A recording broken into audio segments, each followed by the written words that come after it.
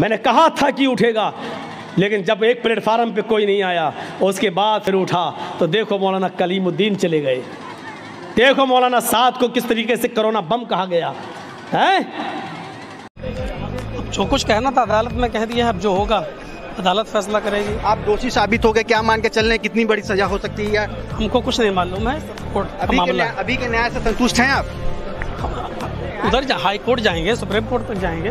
अभी के फैसले से संतुष्ट हैं कि नहीं? जब फैसला हो। और जर्जीस ने उसी वक्त कहा था, आज डॉक्टर जाकिर नाइक पर उंगली उठी है गवर्नमेंट की। अगर सारे मुसलमान एक प्लेटफार्म पे नहीं आए तो यहां से रवाज निकलेगा। आज के बाद मौलवियों की नींदें हराम होंगी। नहीं सुनी हमारी किसी ने। दूसरे मसलक के लोगों ने कहा वो तो वहाबी है, उस आतंकवादी है, ये है वो है। खुद अपने ही लोगों ने गवर्नमेंट तक जासूसी की वीडियो निकाल कर दिखाई। देखो फला स्टेज पर इतने लोगों को मुसलमान किया, इतने लोगों को मुसलमान किया। ये जासूसी उनके साथ की गई और आज डॉक्टर जाकिर नाइक को मलेशिया जाना पड़ा। मेरे भाइयों, तसव्वुर कीजिए आप, मैंने कहा था कि उठेगा, लेकिन जब एक प्लेटफार्म पे कोई नहीं आया, उसके बाद फिर उठा तो देखो मौलाना कलीमुद्दीन चले गए। देखो मौलाना साद को किस तरीके से कोरोना बम कहा गया है। वो निजामुद्दीन मरकज के अंदर ये मरकज से फैला कोरोना, ये फैला।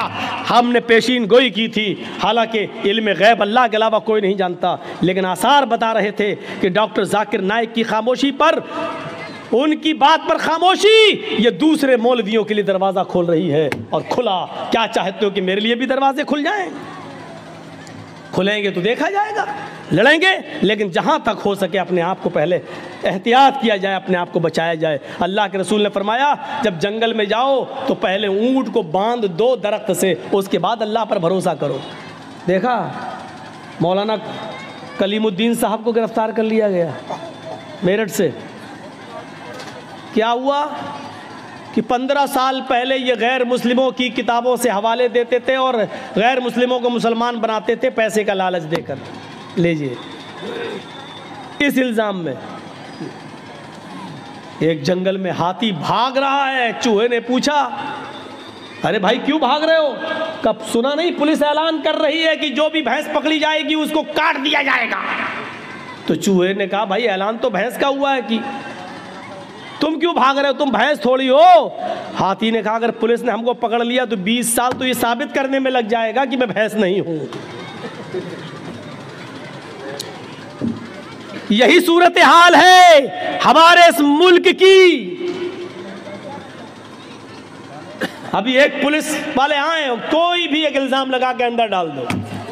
10 साल के पहले जमानत नहीं हो रही है, छूट नहीं रहे, 10 साल जेल में। 10 साल के बाद पता चलता है मौलाना जर्जीस को बाइज्जत बरी किया जाता है, कोई सबूत नहीं मिला।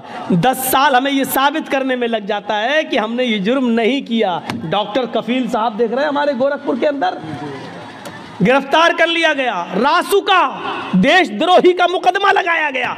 हाई कोर्ट 6 महीने के बाद, 8 महीने और 9 महीने के बाद उनको बेल देती है और ये कहती है कि डॉक्टर कफील के भाषण में, उनकी तकरीर में ऐसे कोई जुमले नहीं मिलते जिससे देशद्रोही साबित हो। अब होना क्या चाहिए था कि जिस गवर्नमेंट ने उस पर देशद्रोही का मुकदमा लगाया, अब वो देशद्रोही कोर्ट ने साबित कर दिया कि नहीं है, तो अब सरकार को कटघरे में खड़ा होना चाहिए। लेकिन सरकार को कटघरे में खड़ा नहीं किया जा सकता है साहब। क्यों? सरकार, ये सूरत हाल है आज हमारी। आप कहते हैं कि मौलाना साहब गैर मुस्लिम लोग भी आए हुए, मंत्र पढ़िए। हमारे पास नोटिस आता है कि आप दीनी जलसों में जाते हैं, सुप्रीम कोर्ट का नोटिस मेरे पास आता है कि आप पढ़ते क्यों हैं ये रामायण और गीता, आपको क्या मतलब है इससे? ये सूरत हाल है। और याद रखना, जासूस गैरों में नहीं होते, अपनों में होते हैं। एक बात याद रखिएगा, हम पढ़ते हैं 2-4 मंत्र, आप ही के यहाँ से जो जासूसी निकलेगी। और थाने में मौलाना साहब ने सुप्रीम कोर्ट का नोटिस आने के बाद भी मंत्र पढ़े हैं।